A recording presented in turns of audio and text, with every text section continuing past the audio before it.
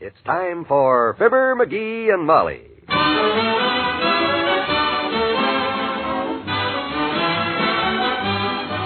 Sundays through Thursdays, NBC brings you Fibber McGee and Molly transcribed. The show is written by Phil Leslie and Len Levinson and directed by Max Hutto.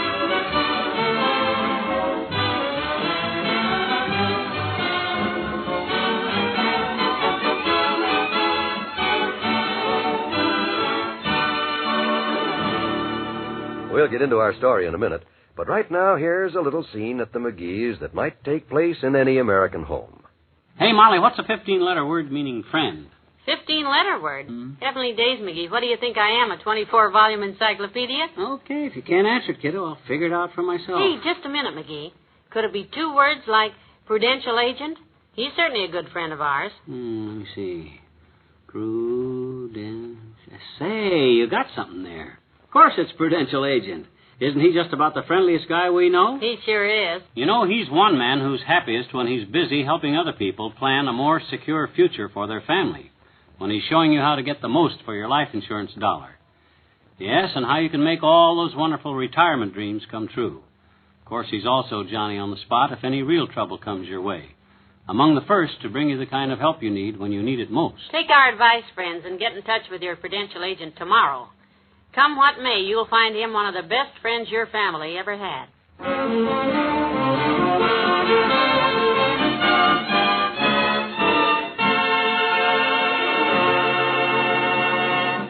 Here on a Sunday evening in downtown Wistful Vista are two hurrying people. Hurry, Molly, hurry. I am hurrying. Slow down a little. I can't slow down, kiddo. We're just barely going to make the last show as it is. Hey, guess what the cartoon is? Well, from the way you're hippity-hopping me around the corner, it's got to be Bugs Bunny. Right. I hope we're not late on account of it, cause... Oh, just look at that line, McGee. Doggone it, wouldn't you know? What did you say was playing here besides Bugs Bunny? Manhunter. Hunter of men in Manhunt. Oh? Crime doesn't pay except at the box office, huh? This guy, Manhunter, is the original unblinking private eye. You know, kind of like Dragnet, only a day ahead. A day ahead of Dragnet? Yeah, his motto is, if I can solve it for you Thursday, why wait for Friday? Don't you get it, Molly? Dragnet, Sergeant Friday, Thursday? Ain't funny, McGee. Yeah, I don't know what I'm laughing at. With us rushing all the way down here, and now that long line we got to stand in. I didn't know you were dragging me to one of those silly Blunder and Thud movies, or I'd have stayed home. Blunder and Thud? Don't you mean Blood and Thunder? I mean what I said. All those movie detectives do is blunder around and thud they're unconscious. You see? The only thing they seem to use their stubby little heads for is to stop some other blunt instrument. Well, I'm not going to stand in this line. Come on with me. Where? I'm going to talk to the manager, whoever that guy is up there by the ticket ticker. I'll just say, oh, hey, Bud. Yes, sir. Sorry, sir. No seats on the main floor at present. No balcony seats. Plenty of load seats. Step right up to the window for load seats. Let's go home. Oh, wait a second. How much is load seats more than the other seats, Bud? 20 cents. Well, kiddo, it's either that or probably miss half the show waiting in line. 40 cents more. What the heck? It's only money. I'll do it. Well, I like a plunger, sir. Gloria, 2 load seats for the gentleman. $1.70, sir. Here you are. Okay, Molly, we're all set. Load seat. I hope they're worth the money. Yeah, these seats better be good, Bud, or I'll be back down here with a roar that'll make Leo the lion wish he was back in Africa. Come on, Molly. For that extra 20 cents, I hope we catch the whole show. Let's hurry so we don't miss the cartoon, kiddo. Come on. Up we go. Oh, look at all those steps. Uh-oh. Want me to sneak in the lower floor and see if there's a couple of empty seats? After we paid for loges? I should say not. Come on. Okay.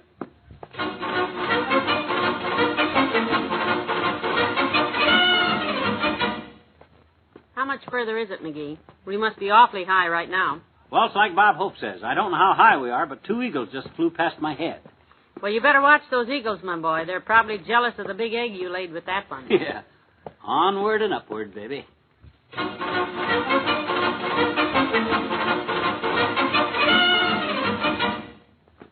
Ooh, wow, what a climb. Now we've got to walk all the way down to the front of the balcony where the load seats are. Yeah. There it was, the only clue. A frilly handkerchief with a whiff of tantalizing French perfume and an embroidered monogram which read 444 Swope Street, apartment 14A. Oh, dear, the feature picture started already. That's Manhunter himself. Watch your step. Why? I've done nothing I'm ashamed of. I mean, these stairs, they're dark. Found myself in front of a door marked 14A at 444 Swope Street. I knocked on the door. And as I knocked, the door silently swung open. And there stood Hot Lips. She was about 5 foot tall and must have weighed 100 pounds soaking wet. And even soaking wet, she looked good to me. Our eyes locked.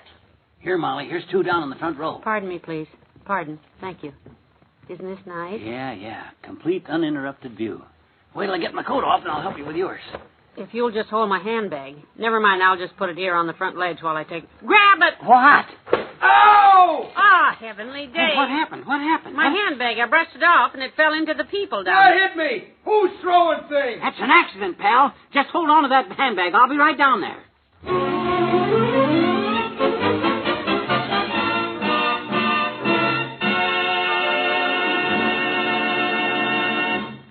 There's more fun with the McGees shortly. It's a sad truth, but highway accidents don't seem to disturb us much unless someone in our own family is involved. We are shocked, however, and do become excited when an occasional disaster or catastrophe strikes and claims a large toll of lives. Why? If a tornado over which man has no control strikes several states and takes over 100 or 200 lives, is that disaster any worse than a loss of 100 or 200 lives in a single day or on a holiday weekend in automobile accidents over which drivers do have control in the way they conduct themselves on the highways? You can do your part in helping to fight this disaster on the highways by being a safer driver and working in your community and state for strict law enforcement that means safer traveling for all of us. Keep your car in good mechanical condition for safe driving. Drive with courtesy and caution. And at all times, drive as though your life depends on it, because it does.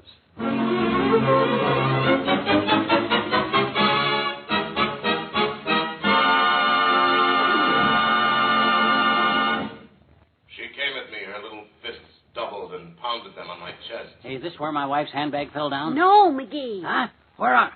Oh, hi, Molly. Hi. Hi. 2 rows back, dearie. Oh, thanks. Hey, you see a handbag drop from the lodge? Oh, my head. Oh, I think it's split. You the guy that dropped that sandbag? What you mean sandbag? It was a handbag. Just a little bitty alligator purse. Oh, felt like a whole alligator. Ah. Darn near broke my head. At least I got his percussion of the brain. Oh, it couldn't hurt that bad, Bud. I'm sorry about it, but don't talk silly. I've been knocked silly. I can't even remember have I gotten insurance coverage for this. But have I got a lump on my head? Was it sugar you could make lemonade for a whole picnic? Hey, where is it? Right here on the top of my head. No, my wife's alligator handbag. Should be down here somewhere. Excuse me, lady. Oh, I'm sorry. There's your shoe. Well, my stars. I'm looking for a bag. That's my wife. It dropped back in the next row. Okay. Coming through, please. Coming through. Oh! The blow on the head didn't knock me out, but stars floated all around me like colored tapioca. Oh, my head. Poor guy. I know exactly how he feels. Oh. Ah, here's the purse. Only everything's so scattered. Gosh, all him. Lift up your feet, will you, Bud? Okay. But I think I'm going to sue you. What for? What'd I do? My wife put her handbag on the little ledge in front of the lodges and it accidentally fell off. An accident. Well, it's an accident. So I'll sue your wife. What's her name? You got a search warrant, Bud? What's that got to do with it? You got a search warrant for rooting around down there on your hands and knees? What's your wife's name? I don't know. I forgot. Excuse me. I think that something belongs to me. I searched the warehouse in vain for a clue to who had bought me. Then, just as I was ready to give up, there in the cracked mirror, I saw the lump on my forehead, and stamped there in red, the mark of Hot Lips.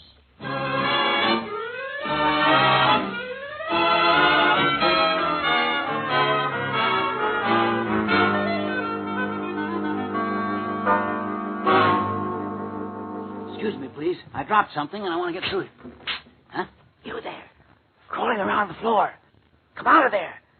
You're missing everything sitting there on the floor. I ain't sitting here. My wife dropped her purse and I'm gathering it up. Oh, here's her lipstick. Oh, so you're the one. The one what? Man squawked that he was bummed. Had a lump on his head. Wanted to sue. Had to give him a 6 months pass, but Quiet or I'll call the manager. Yeah, pipe down. But I'm the manager. Well, then you ought to be ashamed, disturbing the peace. What do we pay admission for and 20 cents extra in the lodges? So lend me your flashlight so as I can see what I'm looking for and trot back to your popcorn. You can't scare me with your threats and ambuscades, no-nos. What you mean, no nose? I got enough nose to... Oh, that's the picture. Remember, you're dealing with Manhunter, hunter of men. You coming out of there or not?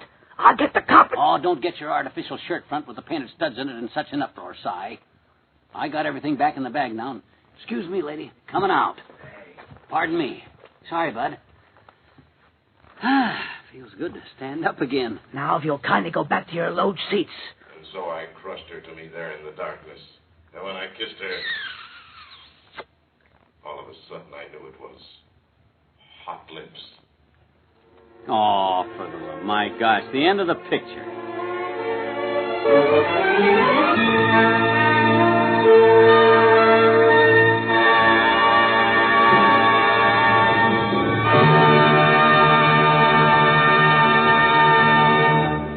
Did I do a good job, kiddo? You found everything belongs in your handbag? Well, seems like I've now got 3 extra compacts.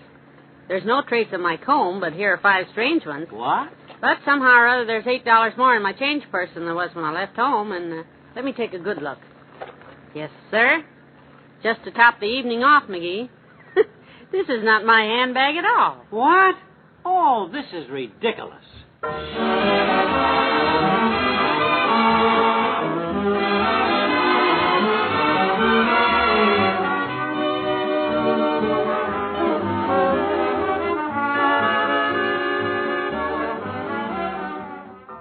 We'll say goodnight to Fibber and Molly in a moment.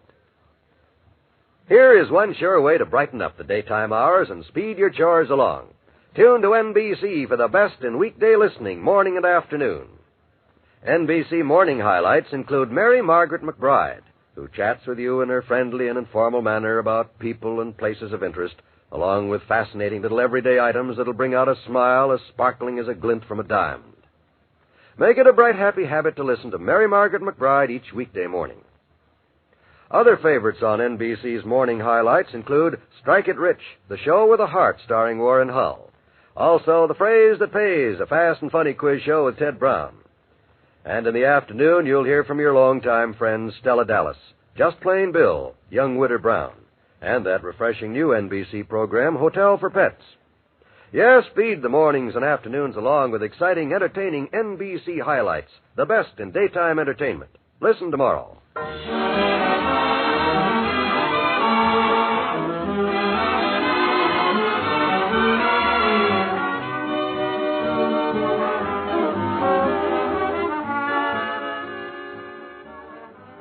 See this item in the paper tonight, Molly? Gee whiz, listen to this. Yeah? It says 12 years ago, a fisherman dropped his wristwatch in the Mississippi River below the Keokuk Dam. Mm-hmm, yeah. And yesterday, the same fisherman, fishing in the same spot, hooked and landed a 65-pound catfish, took it home, and told his wife to clean it and cook it. Yes, go on.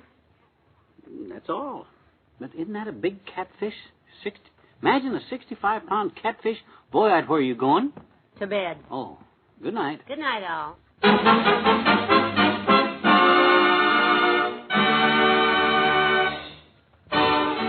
Fibber McGee and Molly is an NBC Radio Network production transcribed.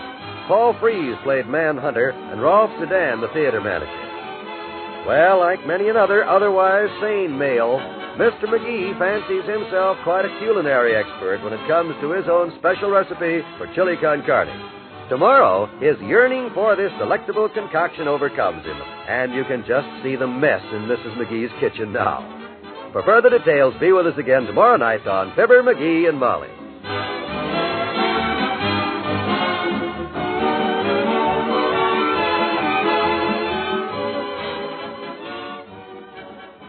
Join the great Gildersleeve for more fun in Summerfield tonight on the NBC Radio Network.